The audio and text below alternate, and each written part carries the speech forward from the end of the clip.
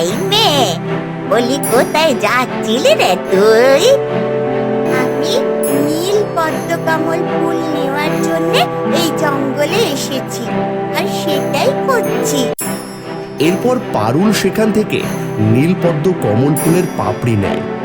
হ্যাঁ রে মেয়ে, তাহলে শোন, ঘুমন্ত উপত্যকার পথ আলোর মধ্যে নয়, ছায়ার মাঝে লুকিয়ে আছে।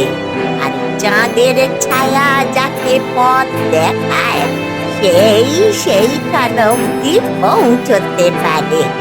তুই যদি এই ধাঁধাটা ভাঙতে পারিস, তবে সেই নীল পদ্ম কমল ফুল তুই হাসিল করতে পারবি রে মেয়ে।